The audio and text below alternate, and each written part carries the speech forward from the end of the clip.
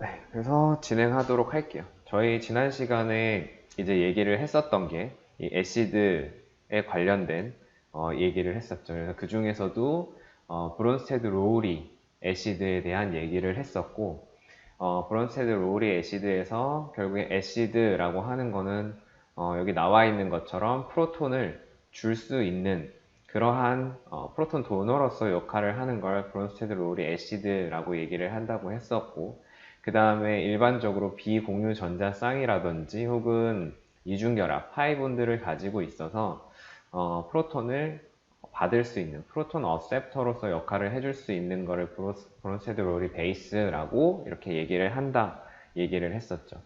그래서 쭉 얘기를 하다가 그래서 애시드의 어떤 강도를 비교하는 건 어떻게 했었냐면, 기본적으로 브론스테드 롤이 애시드가 이런 형태가 있으면 이거의 짝 염기의 형태를 봐준다고 얘기를 했었죠. 그래서 이 짝 염기가 얼만큼 안정화되었는지를 확인을 해주면 그걸 통해서 강산인지 혹은 약산인지 이런 것들을 비교를 해줄 수 있다라고 얘기를 했었죠. 그래서 그 중에서도 비교를 하는 어떤 팩터들을 네 가지를 봤었는데, 여기 나와 있는 엘리먼트 이펙트, 그 다음에 인덕티브 이펙트, 레조넌스 이펙트, 그 다음에 하이브리다이제이션 이펙트, 이 네 가지가 있다라고 얘기를 했었죠. 그래서 이 네 가지가 결국에는 그 브론스테드 롤이 애시드를 강도를 비교를 하는 그러한 어떠한 척도가 되는 거. 그래서 이 네 가지는 굉장히 중요한 요소다라는 거를 기억을 해 두는 것까지. 그래서 이 정도까지 지난 시간에 얘기를 했었고요. 그 다음에 여기 이제 오늘 나갈 부분 같은 경우에는, 그래서 일반적으로 올게닉 케미스트리, 유기화학의 어떤 합성이라든지 이런 데서 주로 이용되는 그러한 애시드들이 무엇이 있는지를 살펴봤을 때는 가장 흔하게 널리 이용되는 게 HCl과 그 다음에 H2SO4라고 하는 거예요.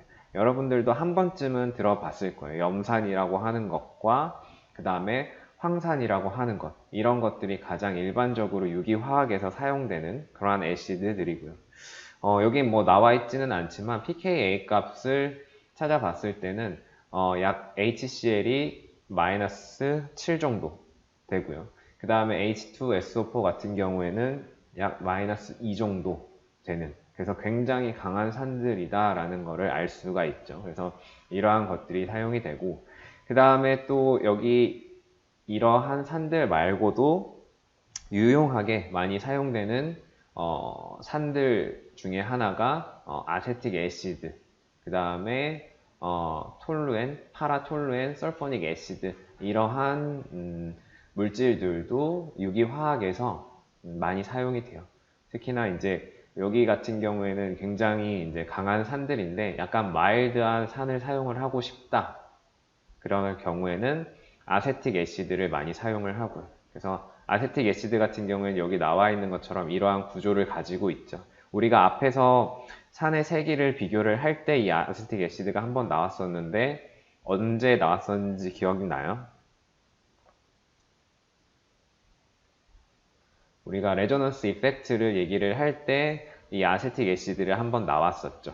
그래서 이 아세틱 애시드가 레조넌스 이펙트를 가지고 있기 때문에 조금 더 안정할 수 있는 그런 산이 된다. 그래서 pKa 값이 낮아진다라는 얘기를 했었고요. 그 다음에 오른쪽에서도 또 많이 사용되는 산 중에 하나가 여기 나와 있는 파라톨루엔 설포닉 애시드 같은 경우인데, 이것도 구조를 보게 되면 여기 같은 경우에는 구조가 이제 가운데 설퍼가 들어있죠. 그렇죠? 설퍼가 들어있어서 옥텟 법칙을 만족하지 않는, 그러니까 어떤 예외의 그러한 물질이기 때문에 주변에 보게 되면 얘는 전자가 굉장히 많이 있어요. 10개가 하나, 둘, 셋, 넷, 다섯, 여섯, 일곱, 여덟, 아홉, 열, 열하나, 열두, 12개나 있죠. 그렇죠? 그래서 옥텟 법칙의 어떤 예외에 해당되는 그런 설퍼인데, 얘 같은 경우에는 주변에 산소를 이렇게 3개나 가지고 있어요. 그러면 여기에서의 레조넌스 구조 같은 경우에는 우리가 몇 개를 그려줄 수가 있었죠? 전에 레조넌스 구조를 그려줬을 때 기억나요?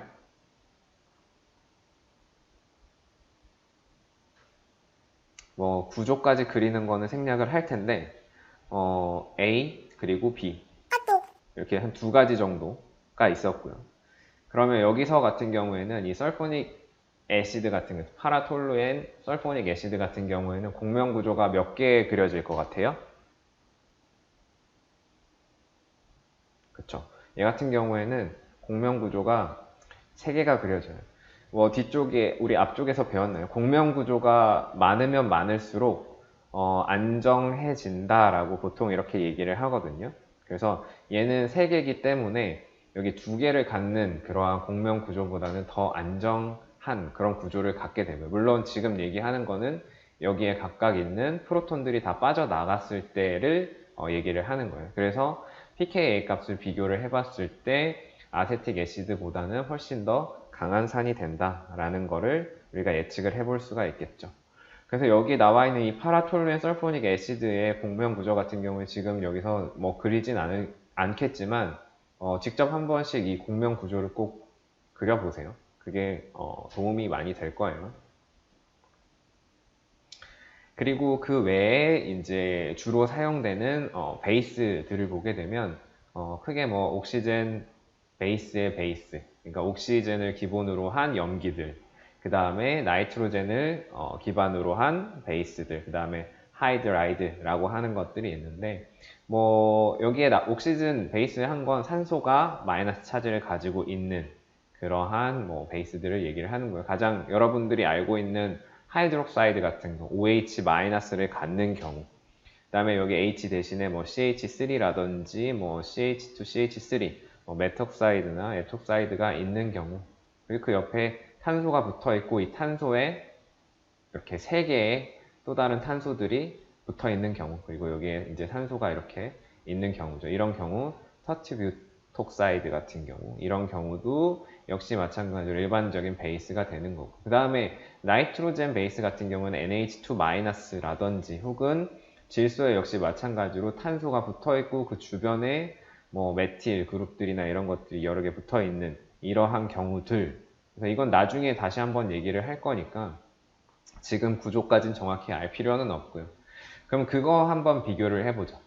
이 옥시젠을 기반으로 한 염기랑 그 다음에 나이트로젠을 기반으로 한 염기랑 이 둘 중에 어떤 게 더 강한 염기성을 나타낼 것 같아요?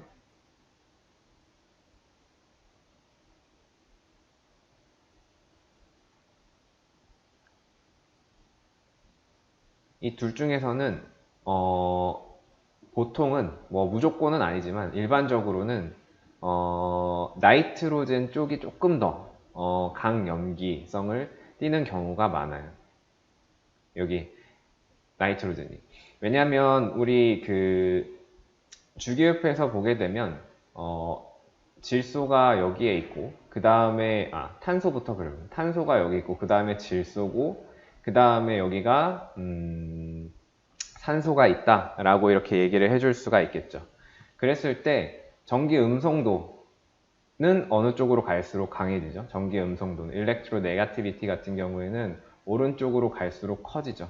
그 말뜻은 주변에 만약에 마이너스 차지가 있다라고 치면 그 마이너스 차지가 있는 것을 좋아하는 게 오른쪽으로 갈수록 좋아한다는 거죠.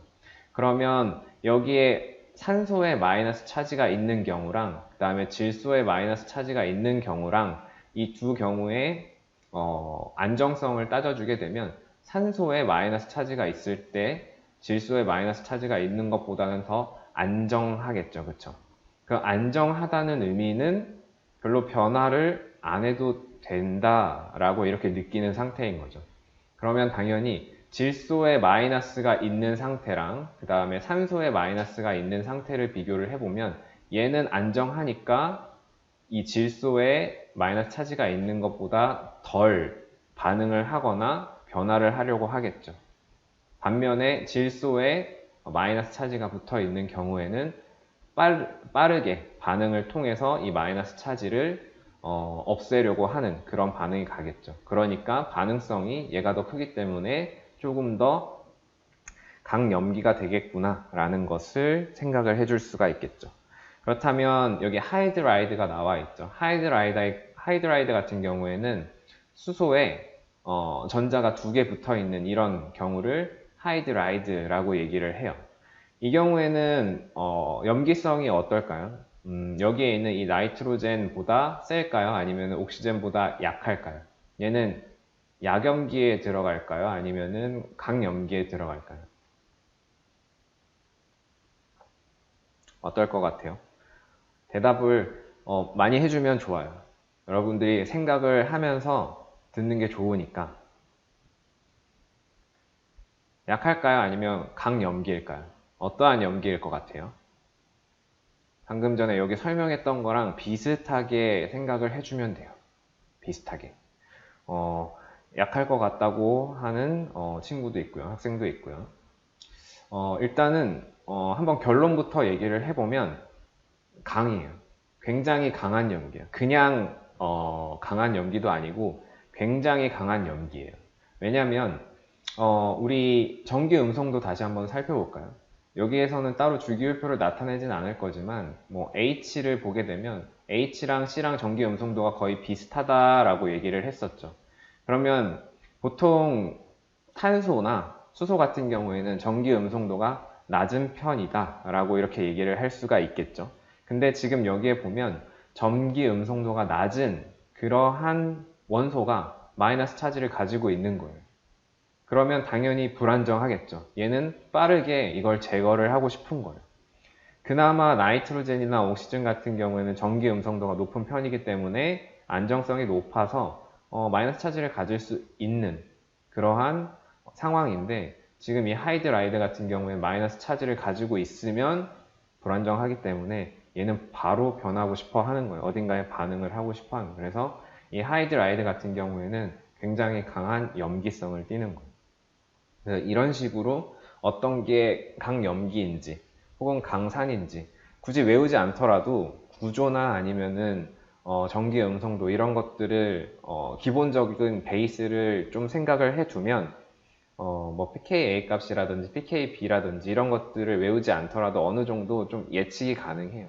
유기화학을 보통 암기라고 이렇게 많이 생각을 하는데 저도 외우는 거 별로 좋아하지 않는 편이고 해서 최대한 그냥 베이스를 이해를 하고 그 베이스를 가지고서 따져보고 그 다음에 뭐 이해하려고 하는 그런 게 훨씬 좋다고 생각하거든요. 그래서 유기화학 그냥 다 외우면 되지 이렇게 생각하지 말고 여기에도 다 룰이 있고 하나하나 차근차근 이렇게 생각을 하면 다 알 수 있는 것들이니까 그렇게 좀 이해를 하면서 진행을 해 보면 좋을 것 같아요. 다음에 넘어가서 그리고 그 외에 또 일반적으로 사용하는 베이스들이 또 나오는데 여기 같은 경우에는 다른 건 없고요. 앞에서 봤었던 베이스들 같은 경우에는 지금 이 앞에서 보면 공통적인 베이스들의 특징이 뭐예요? 여기에서 보게 되면 전부 다 뭘 가지고 있냐면 마이너스 차지를 가지고 있는 게 공통적이죠. 근데 꼭 마이너스 차지를 가지고 있어야만 베이스로 작용을 할 수 있느냐? 그건 아니다라는 걸 여기서 보여주는 거예요. 여기서 트리에틸렌 아민이라든지 피리딘 같은 경우에는 마이너스 차지를 띠고 있지 않아요. 마이너스 차지를 띠고 있지 않더라도 얘네들은 프로톤 어셉터로서 작용을 할 수 있기 때문에 얘네들은 염기성, 유기용매에서 염기성을 띠게 하기 위해서 사용되는 것들 중에 하나예요. 여기에 지금 존재하는 론페어들, 얘네들이 프로톤을 받아들일 수 있기 때문에 얘네들은 염기로서 작용을 할 수가 있다라는 거예요. 대신에 여기에 보게 되면 they are weaker base라고 되어 있죠. 그래서 마이너스 차지를 띠고 있는 그러한 염기들보다는 상대적으로는 약한 염기예요. 그럼에도 불구하고 얘네들도 염기성으로 작용을 할 수는 있다라는 거, 염기로 구분이 된다라는 거 기억을 해두면 될 것 같고요. 그래서 뭐 이런 염기성이 띠는 그래서 뭐 H가 프로톤이 붙고 떨어지고 이러한 내용들에 대해서 쭉 얘기를 했어요. 그래서 브론스테드, 롤이 애시드랑 뭐 베이스랑 이런 애들에 대해서 쭉 얘기를 했었는데 여기가 브론스테드 롤이 지금 마지막 페이지인데 이런 것들을 왜 배우느냐, 어디에 쓸모가 있느냐. 그래서 예로서 이제 뭐 아스피린이 나왔는데 아스피린 같은 경우에는 요새 듣기로 고등학교에서도 뭐 화학 실험이나, 고등학교는 아닌가요? 대학교에서 일반화학 시간에 아스피린 합성하는 실험을 한다고 들은 것 같아요. 그래서 아세틸 살리실릭 애시드, 뭐 살리실산을 합성을 하게 되면 여기 나와 있는 것처럼 아스피린이 뉴트럴 폼으로 있을 수도 있고 그 다음에 아이오닉 폼으로도 있을 수가 있어요. 그래서 아이오닉 폼으로 있을 때 장점은 뭐냐면 여러분들이 이 아스피린을 만약에 먹는다, 약물로서 먹는다라고 했을 때는 어느 형태가 더 운반에 좋을까요? 우리가 원하는 위치까지 간다고 했을 때 뉴트럴 폼이 더 좋을까요? 아니면은 아이오닉 폼이 더 좋을까요? 어떤 게 더 좋을 것 같아요?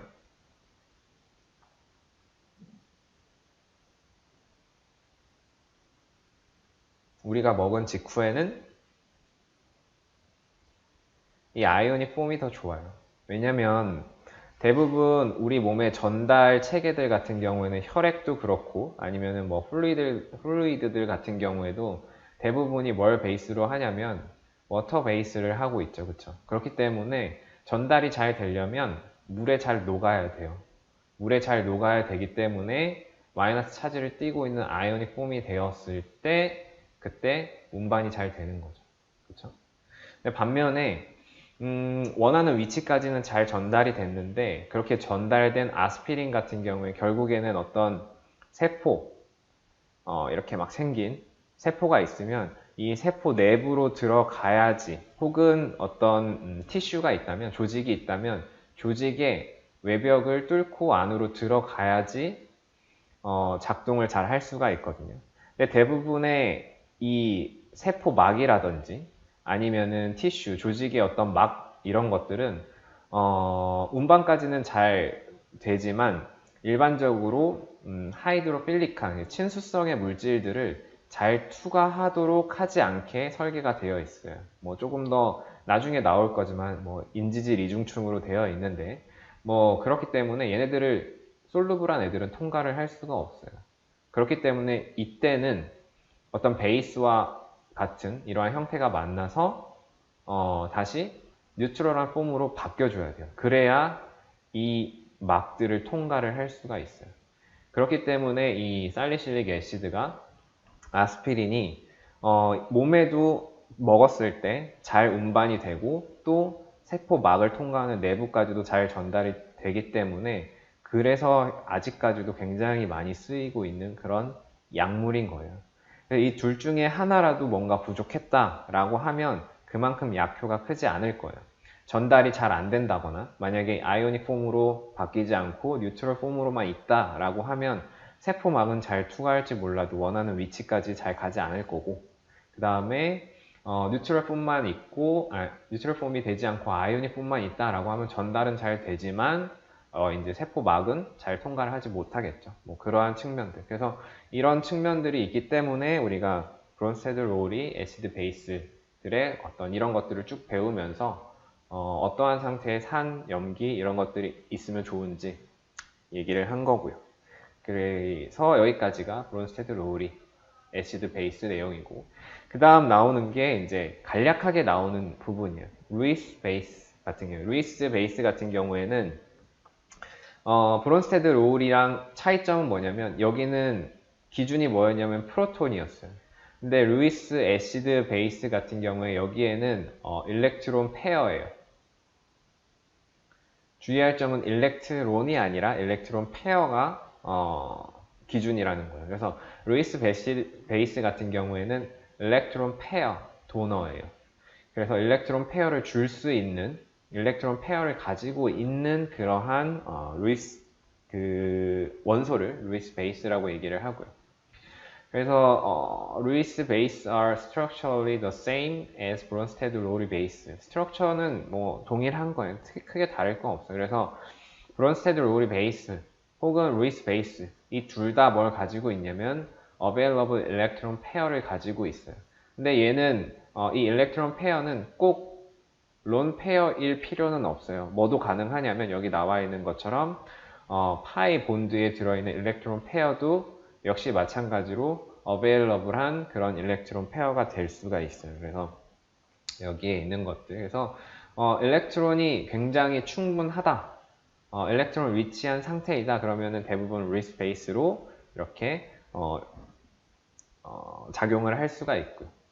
그래서 이 브론스테드 로우리 베이스랑의 차이점은 뭐냐면 브론스테드 로우리 베이스 같은 경우에는 항상 이 일렉트론이 뭐랑 결합을 해야 되냐면 프로톤과 결합을 해야 돼요. 여기에 비공유 전자 쌍이라든지 뭔가 론 페어가 있을 때 이게 프로톤이랑 결합을 해야지만 이걸 브론스테드 로우리 베이스라고 부르는데, 반면에 루이스 베이스는 그냥 꼭 프로톤이랑 결합을 하지 않더라도 일렉트론 페어를 가지고 있고 이게 뭔가 다른 일렉트론 deficient, 전자가 부족한 그러한 원소 혹은 파트랑 결합을 한다라고 하면 걔는 무조건 루이스 베이스라고 얘기를 해줄 수가 있어요. 그래서 여기에서 일렉트론 디피시언트가 프로톤이다 라고 하면 이건 브론스테드 로우리에 해당되는 거고요. 그리고 이 외에 어떤 다른 프로톤뿐만 아니라 다른 어떤 전자가 부족한 애랑 결합을 한다라고 하면 그건 더 결합이 가능한 거고. 그래서 루이스 애시드 베이스 같은 경우에는 더 넓은 범위죠, 사실은. 브론스테드 로우리는 조금 더 좁은 범위고요. 그리고 루이스 애시드 같은 경우에는 일렉트론 페어 어셉터예요. 그쵸? 그래서 앞에서 브론스테드 로우리 애시드 같은 경우에는 프로톤 도너에 해당됐었는데 지금 루이스 애시드는 그거랑 관계없이 일렉트론 페어를 받을 수 있으면 다 루이스 애시드라고 얘기를 해요. 그래서 이 특징은 뭐냐면 전자가 부족한 상태인 거예요.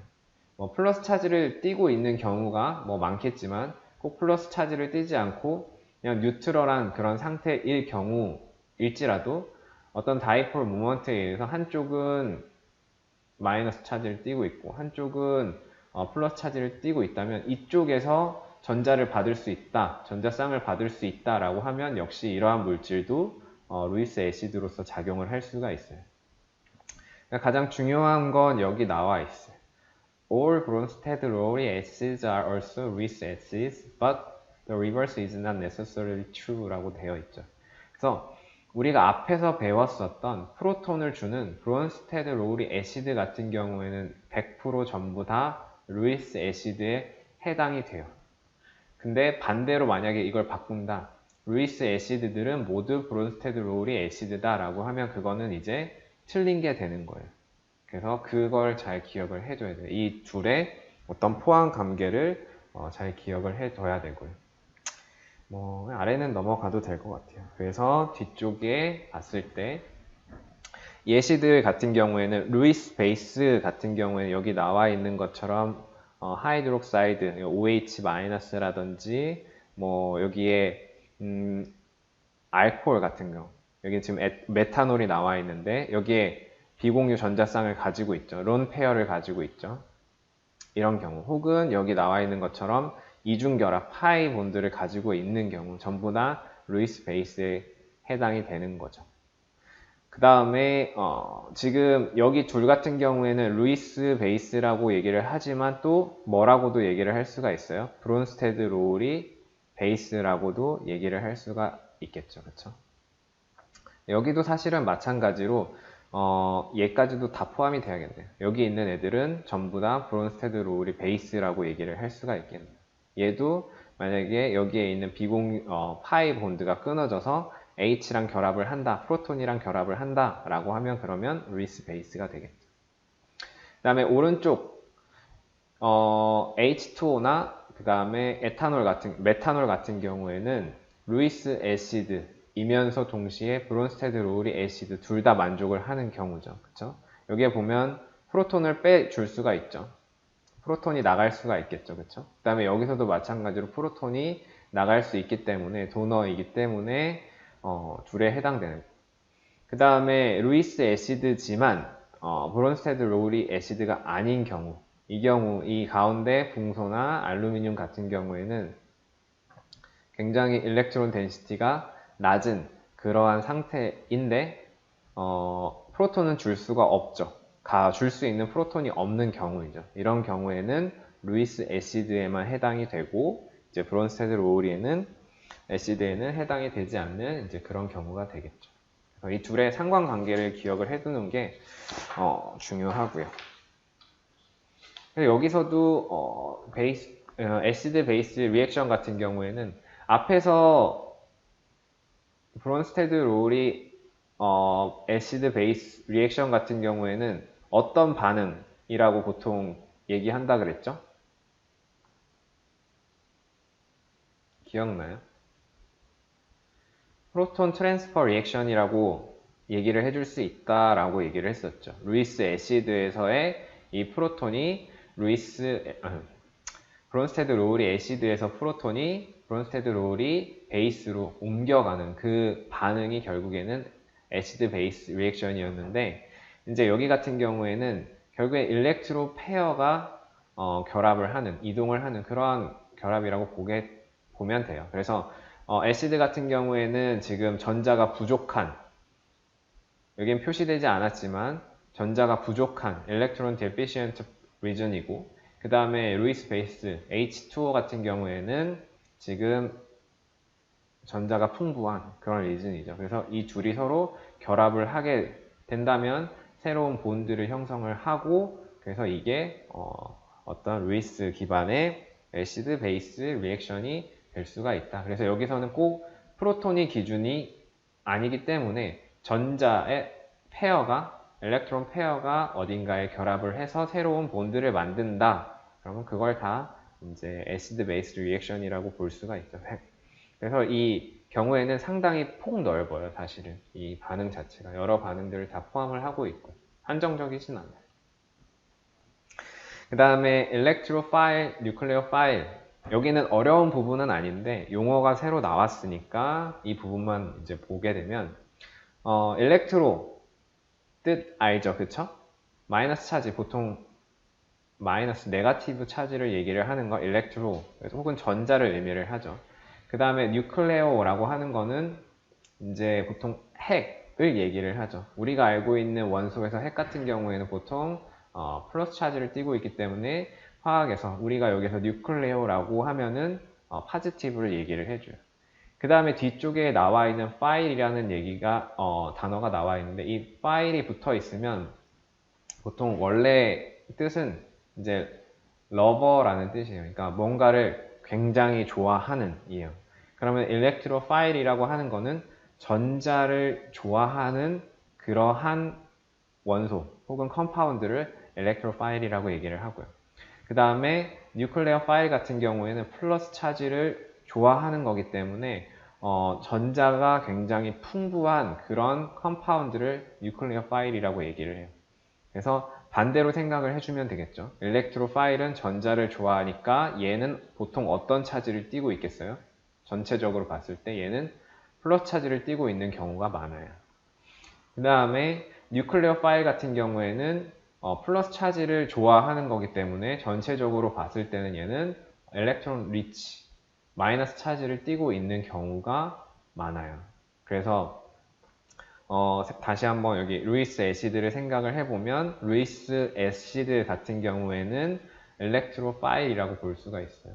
일렉트로파일은 전자를 좋아하는 애죠, 그쵸? 전체적인 차지를 봤을 때는 이제 플러스 차지이다. 전자가 부족한 애가 루이스 애시드이구나. 이렇게 기억을 해주면 되고 그 다음에 루이스 베이스 같은 경우에는 일렉트론 페어를 가지고 있는 애죠, 그쵸?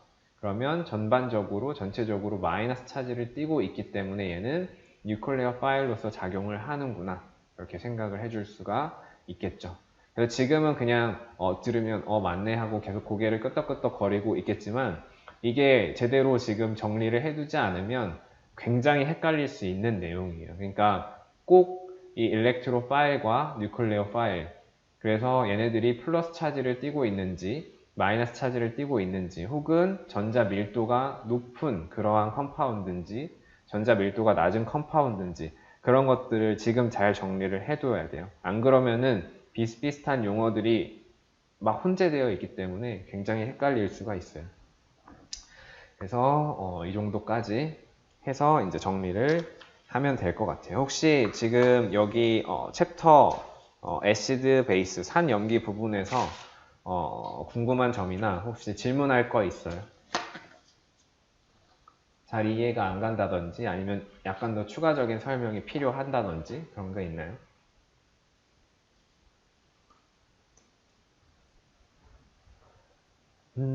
네, 없으면 이제 넘어가도록 할게요.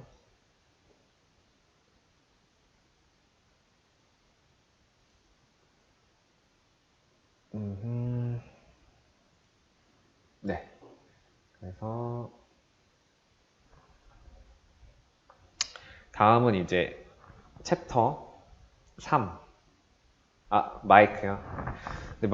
목소리를 좀 더 크게 할게요. 이게 마이크를 어디 걸어 놓기가 애매해가지고 목소리를 조금 더 크게 할게요. 소리가 좀 잘 안 들릴 수도 있을 것 같은데, 네.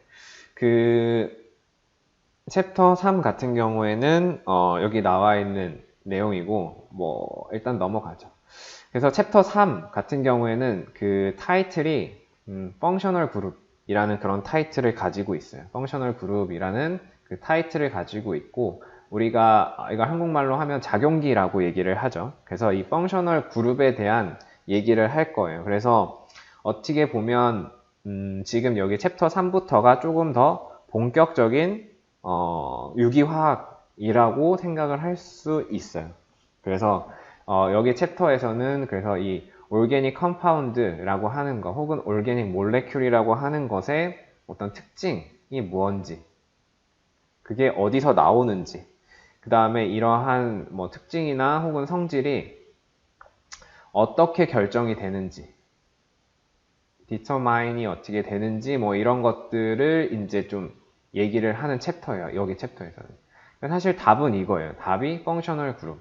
작용기에 따라서 결국에는 달라진다라고 하는 건데, 그러면은 작용기라고 하는 것은 무엇이냐? 펑셔널 그룹이라고 하는 건 무엇이냐? 정의를 보게 되면 an atom or a group of atoms with characteristic chemical and physical properties. 그래서 말 그대로 어떤 화학적이나 아니면은 물리적인 성질을 결정을 하는 그러한 원소라든지 혹은 그룹이라고 하는 거는 원소들이 서로 몇 개 같이 모여 있는 걸 그룹이라고 얘기를 하거든요. 그래서 그러한 애톰이나 그룹을 펑셔널 그룹이라고 한다. 그래서 이러한 어떤 성질을 결정하는 그러한 파트를 펑셔널 그룹이라고 얘기를 하고, most organic molecules contain a carbon backbone consisting of CC and CH bonds to which functional groups are attached. 그래서 organic molecule이라고 하는 거는 유기 분자라고 얘기를 하죠. 그쵸? 유기 분자라고 하는 건 여기 나와 있는 것처럼 대부분이 CC 본드라, 그러니까 카본의 본드 혹은 CH 본드, 카본과 탄소 결합을 주 구성 요소로 하는, 주 성분으로 하는 그러한 분자들을 올게닉 몰레큘이라고 얘기를 해요. 그래서 대부분 유기라고 하는 게 우리 몸 속에 우리 몸 혹은 생명체들을 구성을 하고 있는 그러한 것들을 유기물, 유기체라고 얘기를 하는데, 그러한 생명체를 구성하는 기본적인 물질들 많이 나오는 애들이기 때문에 그래서 유기화학이라는 말이 이제 붙게 된 거죠. 그래서 여기에 추가적으로 펑셔널 그룹이 붙어 있는 걸 통틀어서 올게닉 몰레큘이라고 이렇게 얘기를 한다라는 거예요. 그래서 어떤 구조적인 특징을 봤을 때, 펑셔널 그룹의 특징을 봤을 때 무엇인가가 달려 있냐면, 보통은 첫 번째로는 헤테로 애톰이라고 하는 거. 헤테로라고 하는 게 무슨 뜻인지 알죠? 그쵸? 보통 호모라고 하면 순수한 것을 얘기를 하고, 그 다음에 헤테로라고 하는 거는 뭔가 섞여 있는 걸 얘기를 하죠.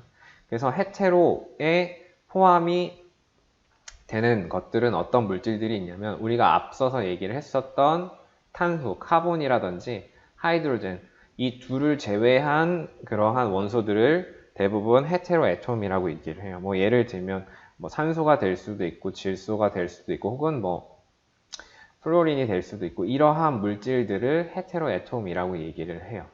그리고 추가적으로 탄소 사이에 추가적인 본드, 그 다음에 C와 O 사이에 추가적인 본드. 여기에서 얘기하는 거는 더블 본드를 얘기를 하고 있죠. 조금 다르게 얘기를 해보면 사실 여기 앞에 뭐가 빠져 있냐면 이게 지금 여기 자료들에 다 조금씩 파이랑 시그마가 빠져 있거든요. 여기에 지금 파이가 빠져 있는 거예요. 파이 본드를 얘기를 하는 거예요. CC 사이에 있는 이제 더블 본드, 그러니까 파이 본드, 그 다음에 CO 사이에 있는 파이 본드, 이런 것들도 역시 마찬가지로 펑셔널 그룹이라고 얘기를 해요.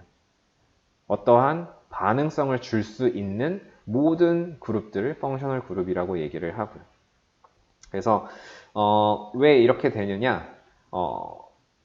탄소와 탄소 사이에 있는 이 단일 결합을 보통 뭐라고 부르죠? 무슨 결합이라고 얘기를 하죠? 얘를 시그마 본드라고 얘기를 하죠. 그래서 뭐 제가 물어보는 거에 대해서 그냥 스스로 대답을 하세요. 계속 스스로 대답을 하고 그 다음에 뭐 채팅으로 뭐 해도 되고요. 근데 스스로는 대답을 계속 하세요. 시그마 본드죠. 이 시그마 본드 같은 경우에는 특징이 뭐예요? 굉장히 강하죠.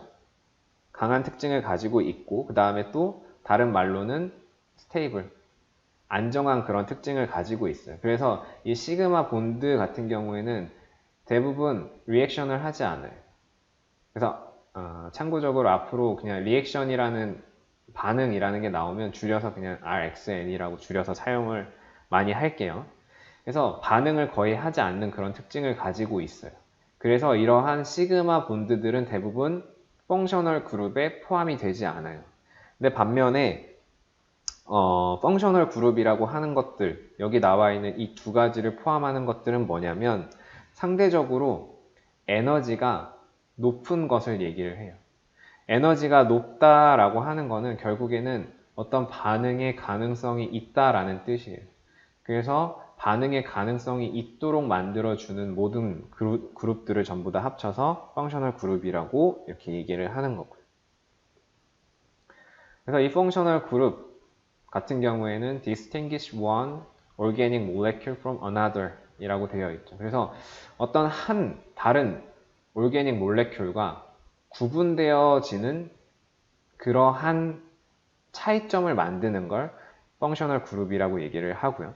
그래서 이 펑셔널 그룹이 무엇을 결정을 하느냐라고 하면 지오메트리, 어떤 구조, 구성 이런 것들도 결정을 하기도 하고 그 다음에 피지컬 프로퍼티 같은 거, 뭐 예를 들면 보일링 포인트 같은 거, 그 다음에 리액티비티, 반응성 이런 것들을 결정을 한다라는 거예요. 그래서 만약에 같은 펑셔널 그룹을 가지고 있다라고 하면 그러면 이런 것들이 비슷하겠다라는 걸 예측을 할 수가 있게 되는 거겠죠.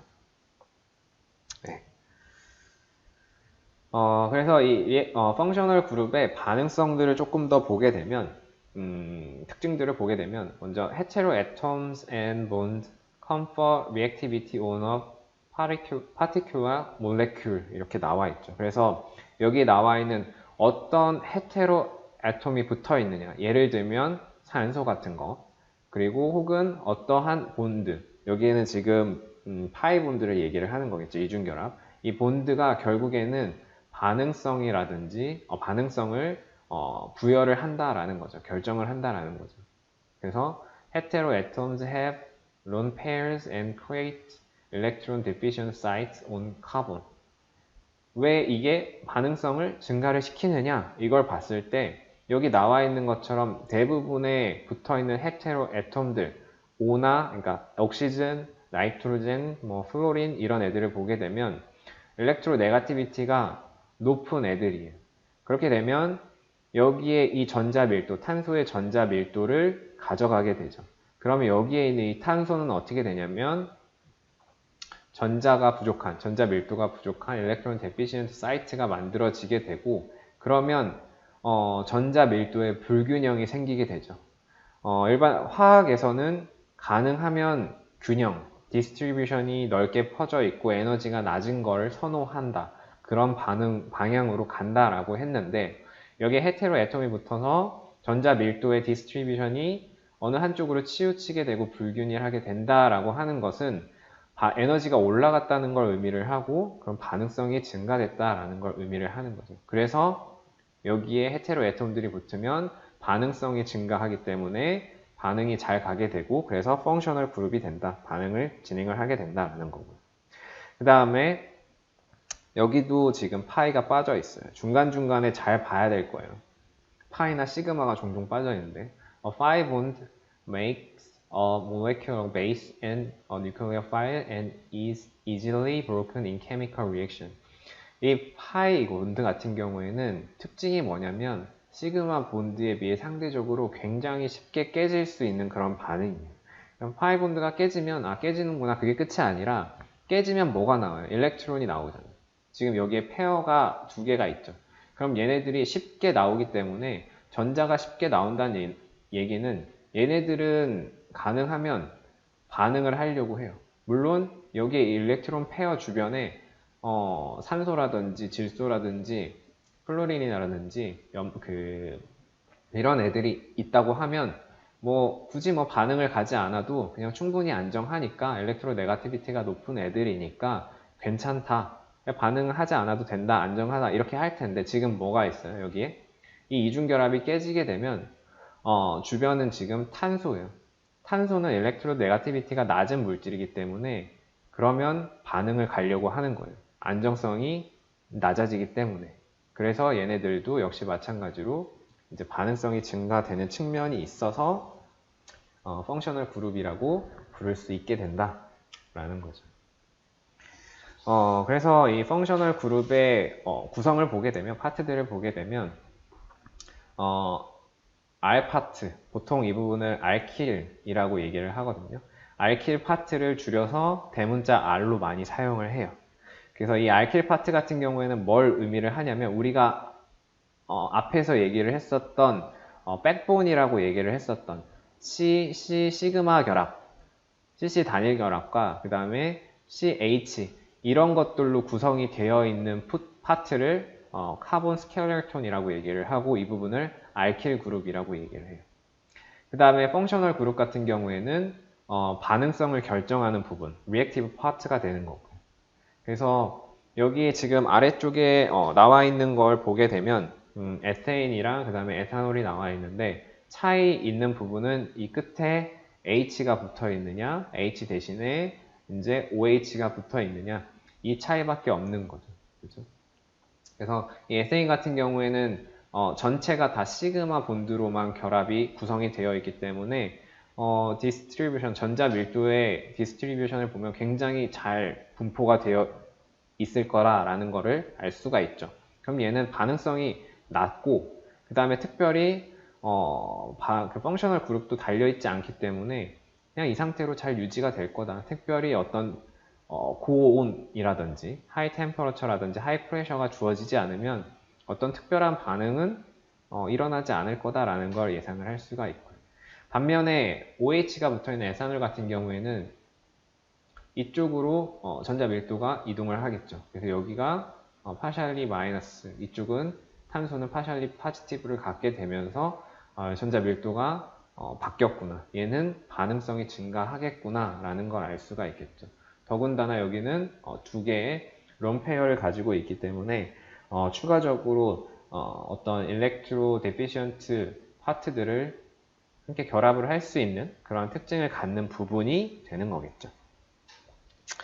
그렇고요. 그래서 이 뒤쪽에도 조금 더 구분을 하는 자세한 내용들이 나와 있는데 간략하게 보게 되면 에테인 같은 경우에는 방금 전에 앞에서 구조에 봤듯이 C랑 C, 그 다음에 CH에 시그마 본드들로만 구성이 되어 있어요. 여기는 폴라한 극성 본드도 없고 전부 다 그냥 그 전기 음성도가 비슷한 원소들끼리 서로 공유 결합을 하고 있기 때문에 그 다음에 롬페어도 없어요. 놀고 있는 비공유 전자쌍도 없고 전자쌍도 없고 그 다음에 여기에는 파이 본드도 없어요. 그렇기 때문에 얘는 그냥 반응성이 굉장히 낮은 거예요. 리액티브 사이트가 없고 그래서 얘는 거의 unreactive 하다라는 특징을 가지고 있고 반면에 에탄올 같은 경우에는 단순히 OH가 하나 붙었다. 뭐 대신에 붙었냐면 H 대신에 OH가 하나 붙었을 뿐인데 이 경우에는 우리가 보통 끝에 OH가 붙은 애들을 알코올이라고 얘기를 하죠. 그래서 뭐 메탄올, 에탄올 이런 식으로 불러주는데 이런 알코올들 같은 경우에는 OH가 붙어 있고 이 OH가 붙는 애들은 전부 다 뭐 비슷한 성질을 갖는 특징을 가지고 있죠. 그리고 이 에탄올 같은 경우에는 우리가 앞에서 봤었던 뭐 에테인이랑 뭐 좀 다른 그런 성질을 가지고 있고요. 그래서 여기 같은 경우에는 OH가 끝에 붙어 있게 되는데 여기에 존재하는 론 페어들 두 쌍이 있죠.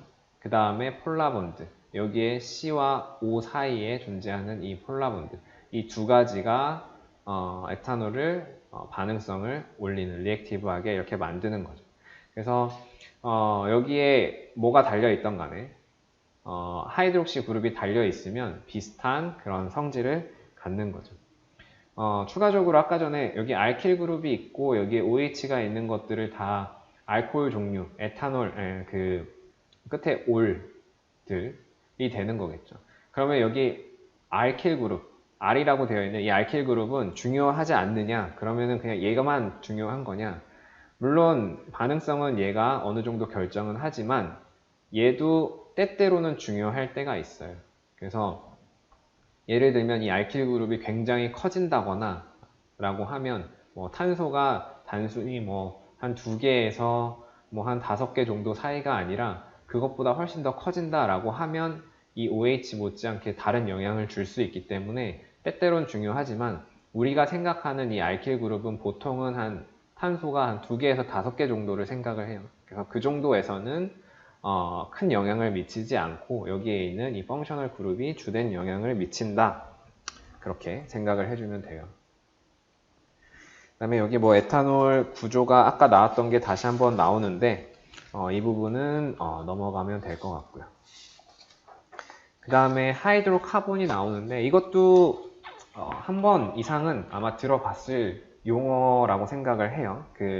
화학 처음 배울 때 나오는 이제 용어 같은데 하이드로카본이라고 하니까 뭔가 처음 들어보는 그런 단어라고 생각할 수도 있을 것 같은데 탄화수소라고 들어봤을 거예요. 탄화수소 잘 알고 있을 거예요. 그래서 하이드로카본이라고 하는 게 결국에 탄화수소라는 걸 의미를 하는 거고 이게 뭐냐? Made up of only the elements carbon and hydrogen. 그래서 카본이랑 하이드로젠으로만 C와 H로만 구성이 되어 있는 걸 탄화수소라고 얘기를 해요. 그래서 they may be aliphatic 이라고 얘기를 해서 aliphatic은 지방족이라고 얘기를 하죠. 지방족이라고 얘기를 하는데 알케인이라든지 알켄 혹은 알카인 이런 것들 혹은 이런 것들이 알리파틱에 해당이 되는 거고 그 외에는 에로마틱 컴파운드들이 있죠. 엘리파틱은 왜 엘리파틱이라고 얘기하는지 알아요? 이거를 우리나라 말로 하면 지방족이라고 얘기를 하는데 초기에는 이제 화학적인 게 잘 발견이 안 됐잖아요. 잘 몰랐으니까 알켄이나 알카인 같은 경우에는 특징이 뭐냐면 C랑 H로만 구성이 되어 있는데 물이랑 섞이지 않죠. 그쵸? 가장 예전에 처음에 발견됐을 때 주요 특징은 비교를 해보면 물이랑 잘 섞이지 않는다. 그래서 얘는 뭔가 기름이나 지방 이런 것들과 비슷한 성질을 가지고 있구나 해서 이제 지방과 비슷한 성질을 가지고 있다. 그래서 이름이 그렇게 지어진 거예요. 처음에 옛날에. 그 다음에 아로마틱 같은 경우에는 처음에 발견된 거 여기 나와 있는 것처럼 뭐 벤젠 기본으로 해서 벤젠에 뭔가 작용기들이 좀 치환이 되어 있는 그러한 구조들인데 얘네들은 발견되는 애들 족족 뭔가 특별한 향을 가지고 있는 그러한 물질들이 초반에 많이 발견이 됐어요. 그래서 아로마라고 하는 게 향을 의미를 하는 거잖아요. 그래서 특수한 향을 가지고 있는 그러한 하이드로카본이다, 탄화수소다라고 얘기를 해서 아로마틱 컴파운드다 그렇게 이름을 붙였던 거예요. 그래서 뭐 지금 와서는 뭐 얘네들이 그거랑 자세히 따지면 그게 아니다라고 얘기하긴 뭐하고 계속해서 사용을 해왔던 거기 때문에 엘리파틱과 아로마틱으로 이렇게 구분을 하는 거고. 그래서 여기 엘리파틱의 세 가지를 보게 되면 뭐 알케인, 알켄, 알카인 잘 알죠. 단일 결합, 이중 결합, 삼중 결합으로 구성이 되어 있는 그러한 것들을 얘기를 하고, 그다음에 아로마틱 컴파운드 같은 경우에는 벤젠 구조를 기본으로 한 그러한 하이드로카본을 아로마틱 컴파운드라고 얘기를 한다. 뭐 어려운 건 없죠. 이 파트에서는, 이 페이지에서는. 그래서 알리파티 하이드로카본 다시 한번 뭐 나왔는데 구분을 해보면 빠진 거 여기에 CC 시그마 본드 하나만 가지고 있다. 그래서 펑셔널 그룹이 없다라고 하는 거. 그 다음에 알켄 같은 경우에는 CC 더블 본드인데 하나의 시그마와 하나의 파이를 가지고 있는 거. 그 다음에 트리플 본드 같은 경우에 하나의 파이와 하나의 시그마와 두 개의 파이를 가지고 있다.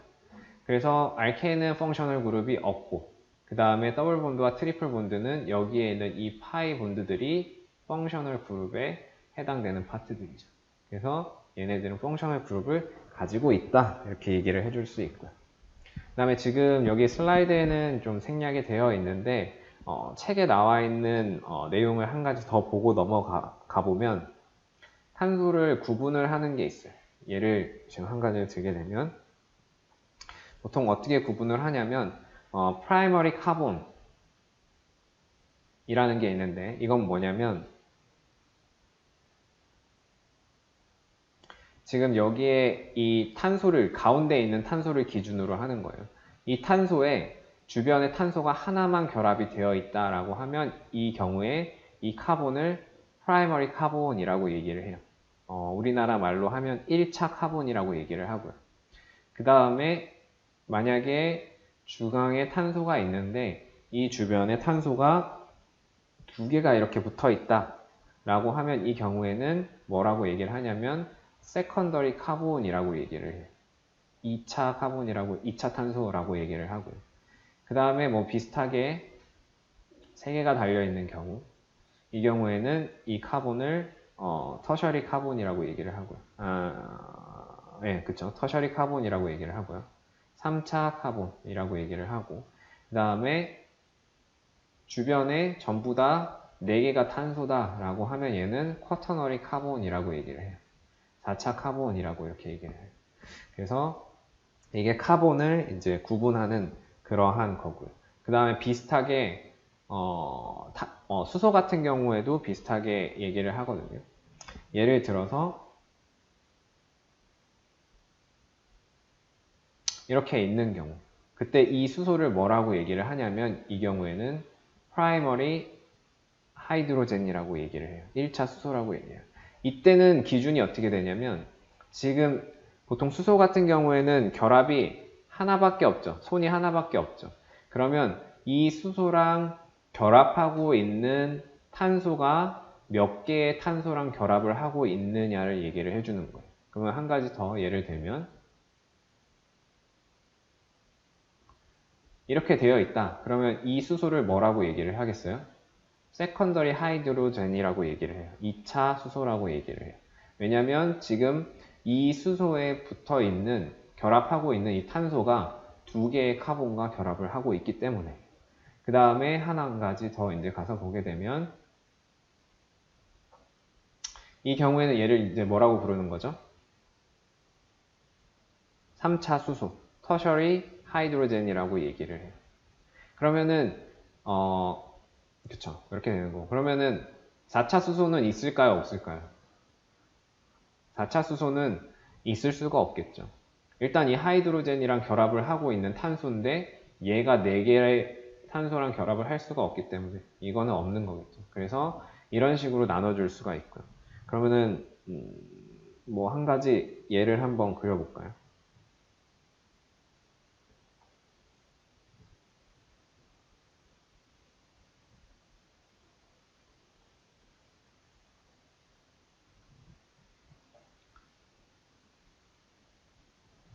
고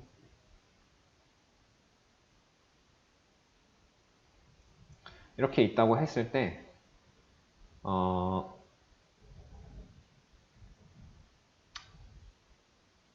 이렇게 있다고 했을 때 한번 보죠. 일단은 카본부터 먼저 한번 볼까요?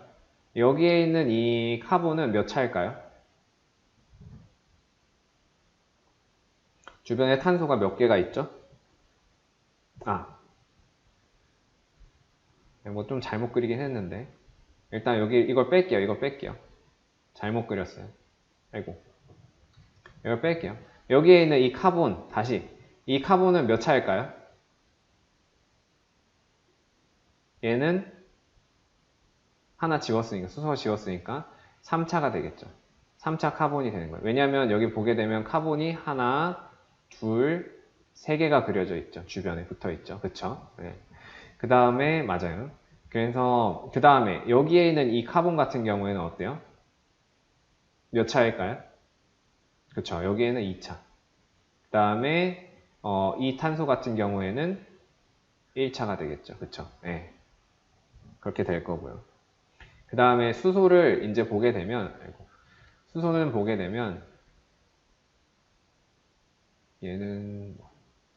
수소는 보게 되면, 여기에 있는 이 H, 여기 있는 이 H들은 세 개는 전부 다 같은 탄소에 연결이 되어 있으니까 똑같겠죠. 얘네들은 몇 차가 될까요? 여기에 있는 애들은, 그쵸. 1차가 되는 거예요. 1차 수소들이 되는 거예요. 그 다음에 여기에 있는 수소들은 보게 되면, 그쵸. 2차가 되는 거고. 그 다음에 여기에 있는 이 수소 같은 경우에는 3차가 되는 거겠죠. 그쵸. 그래서 보게 되면 카본의 차수랑 그 카본에 달려있는 수소의 차수는 당연히 같아질 수밖에 없어요. 그쵸? 그래서 3차 카본에 달려있는 그 수소는 3차 수소가 되는 거고 그 다음에 세컨더리 카본에 달려있는 그 하이드로젠 같은 경우에는 세컨더리 하이드로젠 그 다음에 프라이머리 카본에 붙어있는 하이드로젠들은 프라이머리 하이드로젠이구나 이렇게 알 수가 있죠. 그래서 앞으로 이게 종종 나올 거예요. 이게 그래서 미리 잘 기억을 해두고 있는 게 좋기 때문에 그래서 여기서 다시 한번 설명을 한 거고요. 그 다음에 나오는 건 이제 아로마틱 컴파운드에 대해서 이제 나오게 되는데 그래서 아로마틱 하이드로카본 같은 경우에는 뭐 향이 나서 뭐 그렇게 됐다라는 거 아까 전에 설명을 했었고요. 가장 심플한 형태가 벤젠의 형태다. 그래서 뭐 구조는 이렇게 되어 있고 그 다음에 보게 되면 6 멤버드 링에 3 파이본드가 3개가 있는 그러한 구조다라는 거. 그래서 이게 달려 있으면 페닐이라고 하는 작용기로서 붙이는구나. 얘도 일종의 작용기로서 역할을 해요. 그래서 페닐 그룹이다 이렇게 불러준다. 그 정도만 기억을 해주면 될 것 같아요. 그래서 첫 번째로 나오는 펑셔널 그룹 우리가 앞으로 한 몇 가지를 얘기를 할 건데 한 2가지 정도를 얘기할 것 같아요. 제 기억에 크게 2가지를 얘기를 할 건데 그 중에 첫 번째 나오는 그룹이 여기 나와 있는 CG 본드, 시그마 본드예요. 얘는 뭐냐면 탄소에 어떠한 헤테로 아톰이 이렇게 붙어 있는 경우를 얘기를 해요. 굉장히 심플한 경우를 얘기를 하는 거죠. 그래서 이 펑셔널 그룹 중에 일부는 이러한 CG 본드를 가지고 있고 보통의 이 펑셔널 그룹 같은 경우에 이 G의 특징은 뭐냐면 여기 나와 있는 것처럼 일렉트로 네가티브한 특징을 가지고 있어서 어떤 폴라한 그런 본드를 만드는 경우 이 경우를 의미를 한다라는 거예요.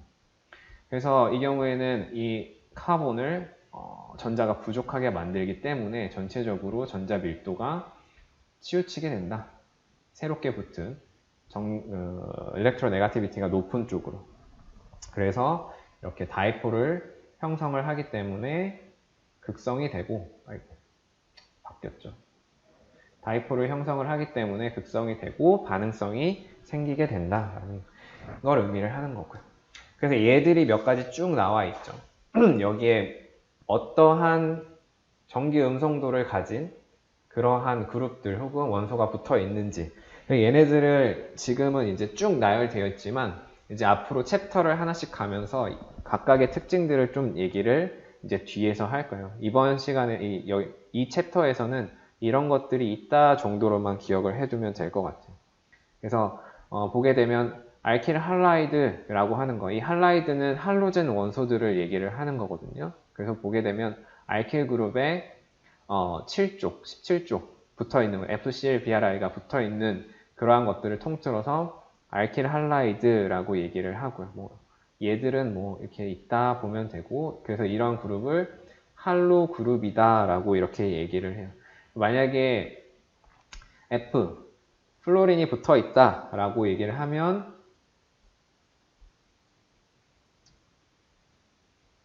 지우개 플루오로 그룹이라고 얘기를 하고요. 그 다음에 클로린이 붙어 있다. 그러면 클로로. 그 다음에 브롬이 붙어 있다. 브로모. 마지막으로 아이오딘이 붙어 있다. 그러면 아이오도라고 이렇게 얘기를 하죠. 그런 그룹, 만약에 그룹 이름을 붙여준다. 그럼 플로로 그룹, 클로로 그룹, 브로모, 아이오도 이렇게 붙여준다라는 거. 그 다음에 여기 뒤쪽 같은 경우 만약에 알킬 할라이드다라고 하면은 알킬 플로라이드, 알킬 클로라이드 뭐 이런 식으로 붙여주는 거예요. 뭐 그건 나중에 다시 명명법도 어차피 같이 나중에 할 거기 때문에 그때 한꺼번에 다시 얘기를 할게요. 그 다음에 만약에 OH가 붙어 있다. 우리가 보통 이 OH는 하이드록시 그룹이다 라고 얘기를 하죠. 이 경우에는 알콜류들이다 이렇게 얘기를 하고요. 그 다음에 가운데 O가 있고 양쪽에 알킬 그룹이 달려있는 경우, 여기는 지금 대칭인 경우를 얘기를 했지만 대칭이 아닌 경우에도 뭐 상관은 없어요. 그래서 이 경우에는 알콕시 그룹이다 라고 얘기를 하고 있어 라고 얘기를 하죠. 혹은 에테르 라고 이렇게 얘기를 하고요. 그래서 만약에 여기에 아까 잠깐 나왔지만 O에 CH3 메틸 그룹이 달려있다 그러면 메톡시라고 얘기를 하고, 여기에 이렇게 있다 CH2, CH3다 그러면 얘는 에톡시 뭐 이렇게 얘기를 하고, 이것도 나중에 쭉 다 다시 나올 거예요. 그 다음에 아민 그룹, 아민 그룹 같은 경우에는 NH2 혹은 NH 혹은 이 질소의 알킬 그룹이 3개가 달려있는 경우, 이 오른쪽에 그림에서 보게 되면 지금 이 상태는 첫 번째 이 경우를 얘기를 하는 거예요. 알킬 그룹이 CH3인 경우, 여기에 H가 2개가 달려있는 거죠. 만약에 여기에 이 두 번째인 경우를 생각을 해보면 여기에 CH3가 이렇게 또 달려있는 경우, 그 다음에 이 세 번째에 해당되는 경우는 또 여기에 H가 CH3가 달려있는 경우, 그래서 뭐 그런 경우들이 있는 거예요. 일단은 기본적으로 질소와 같이 연결이 되어 있는 그룹들을 아민 그룹이다 라고 이렇게 얘기를 하고, 얘네들을 이제 아미노 그룹이라고 불러준다라는 거. 그 다음에 참고로 여기도 똑같이 구분을 해보면 이 위에 있는 얘는 뭐라고 부르냐면 프라이머리 아민이라고 얘기를 해요. 1차 아민이라고 얘기를 하고요. 그 다음에 여기는 세컨더리 아민, 여기는 터셔리 아민이라고 얘기를 해요.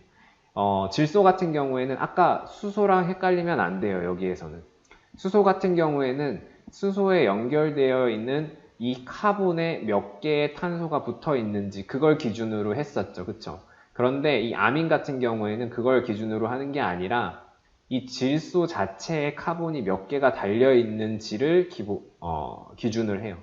여기는 질소에 카본이 하나가 달려있기 때문에 프라이머리, 그 다음에 얘는 질소에 카본이 2개가 달려있기 때문에 알킬 그룹, 카본이죠. 카본 결합, CN 본드, 그게 2개가 있기 때문에 세컨더리, 얘는 질소에 3개가 있기 때문에 터셔리 이렇게 얘기를 하는 거죠. 그런 차이가 있다라는 거. 그 다음에 사이올, 설파이드 이런 것들도 있다.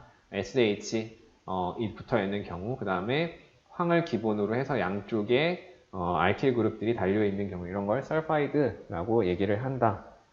그렇게 볼 수가 있고요. 그래서 여기 지금 보면은 공통점이 뭐예요? 여기에 있는 이 펑셔널 그룹들의 공통점을 보게 되면 뭐가 보여요? 이 구조들을 쫙 봤을 때 공통적으로 보이는 게 뭐가 있냐면 론 일렉트로 페어들이 보이죠. 그쵸? 비공유 전자쌍들이 존재하는 걸 보이죠. 그쵸? 그래서 그러한 공통점들을 가지고 있는 게 여기 있는 이 특징이다 라는 거고요. 그 다음에 뭐 이 펑셔널 그룹 하나만 더 보죠. 여기랑 이 다음 페이지까지만 볼게요. 그래서 CO 더블 본드가 달려있는 경우 얘네들 같은 경우에도 굉장히 여러 가지 많은 화합물들이 존재를 하고 있고 특수한 반응들을 많이 하기 때문에 얘네들을 따로 떨어뜨려서 공부를 해줘요. 이렇게 CO 더블 본드가 있는 경우 이 그룹을 뭐라고 얘기를 하냐면 카보닐 그룹이라고 얘기를 해줘요. 그래서 이 카보닐 그룹 같은 경우에는 두 가지 이펙트가 있는데 먼저 CO 본드예요. 그럼 이 자체만으로도 어떻게 보면 다이폴을 형성을 하는 그런 극성 결합이죠. 그쵸? 그 다음에 이 카보닐 본드 같은 경우에는 추가적으로 산소에 론 페어를 가지고 있죠. 그쵸? 여기에 론 페어를 가지고 있기, 아래 보게 되면 론 페어를 가지고 있기 때문에 반응성이 더 배가 되는 거예요. 크게 증가가 되는 거예요. 그래서 여기에 이 카보닐 그룹을 형성을 하고 있는 이 카본 같은 경우에는 여기에는 그냥 똑같이 partially positive라고 표현을 하고는 있지만 그 정도가 굉장히 큰 거예요. 예를 들면 앞에서 봤었던 에탄올, 알코올이랑 비교를 했을 때 여기서도 똑같이 이렇게 표현을 하고 마이너스 플러스라고 이렇게 똑같이 표현을 하긴 하지만 여기에 전자 밀도랑 여기에 있는 이 전자 밀도는 확연히 달라요. 그 말뜻은 뭐냐면 여기에 있는 이 전자 밀도가 훨씬 더 작고 산소 쪽으로 훨씬 더 크게 이렇게 분포가 되어 있기 때문에 그 말뜻은 뭐냐면 반응성이 얘가 더 크다는 얘기가 되겠죠. 그래서 여러 가지 반응에 많이 참여하는 그러한 특징을 가지고 있어요. 얘 같은 경우에. 그래서 여기도 빠진 게 the carbonyl group also contains a pi bond that is more easily broken than a CO 시그마 본드. 그래서 CO 단일 결합. 여기 지금 이 에탄올과 비교를 해준, 그러니까 그 하이드록시 그룹과 비교를 해주는 거예요. 여기 CO 같은 경우에는 단일 결합이기 때문에 얘 잘 쉽게 끊어지지 않죠. 반면에 여기에 있는 더블 본드 중에 이 파이 본드 같은 경우 굉장히 쉽게 또 떨어지기 때문에 반응성이 오히려 훨씬 더 커질 수가 있는 거죠. 그래서 이런 카보닐 그룹들의 예들을 보게 되면 뭐 여기 나와 있는 여러 가지들이 있어요. 알데하이드도 있고 케톤이라고 되어 있는 거, 카르복실릭 애시드, 에스터, 아마이드, 그 다음에 애시드 클로라이드 이런 것들이 굉장히 다양하게 나와요. 이런 화합물들 같은 경우에도 거의 대부분이 챕터당 하나씩 이렇게 배우게 되어 있거든요.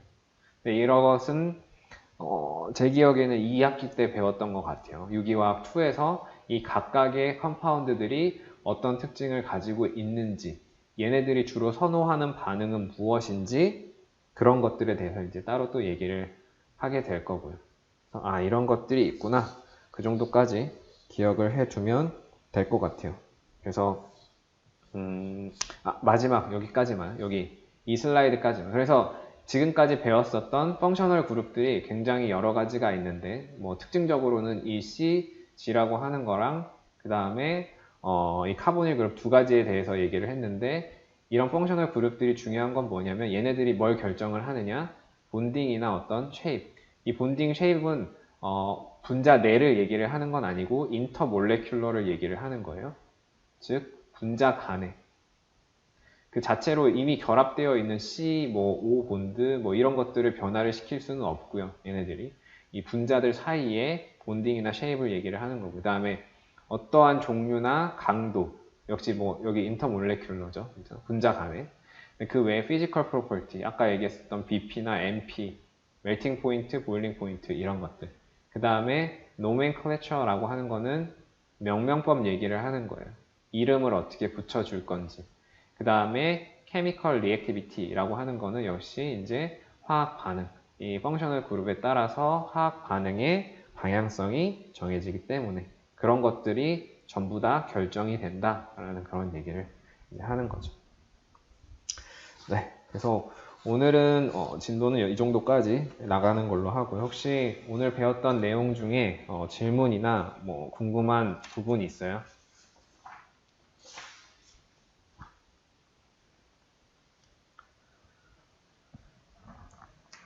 네. 그러면 혹시 뭐 질문이나 궁금한 점 있으면 메일이라든지 아니면 사이버 캠퍼스 통해서 추가적으로 질문해주면 좋을 것 같고요. 지금 한 명이 질문을 해줬는데 시그마 결합이랑 파이 결합 차이를 조금 간단하게 알려달라고 얘기를 해서 얘기를 하면 시그마 결합 같은 경우에는 우리가 지난 시간에 오비탈 배웠었잖아요. 그쵸? 그 오비털들이 직접적으로 이렇게 겹쳐서 만들어진 그러한 결합을 시그마 결합이라고 얘기를 해요. 이렇게 만들어진 걸 시그마 결합이라고 얘기를 하고 그래서 굉장히 이 원자 사이에 있는 이 전자 밀도로 만들어진 거기 때문에 강한 결합을 가지고 있고요. 그 다음에 파이 본드 같은 경우에는 p 오비탈, 혼성 오비탈이 아니라 p 오비탈에 의한 거기 때문에 여기에 있어서 어떤 오버랩에 의해서 만들어진 게 파이 결합이에요. 그렇기 때문에 상대적으로 에너지가 높아요. 우리가 전에 그 혼성을 그렸을 때, 혼성을 했을 때 여기가 S라고 하고 그 다음에 여기가 어떤 P, 세 개라고 얘기를 한다고 하면 SP나 SP2 같은 경우, 그 다음에 SP3는 이 중간에 형성이 된다라고 얘기를 했었죠. 그래서 이 중간에 시그마 본드 같은 경우에는 여기에 있는 본드들의 결합으로 이루어지는 거기 때문에 더 강한 결합이고 그 다음에 파이 본드 같은 경우에는 높은 에너지 중위에 있는 일렉트론들의 오버랩에 의해서 만들어지기 때문에 좀 더 약한 결합이죠, 상대적으로. 잘 끊어질 수 있는 그런 결합이죠.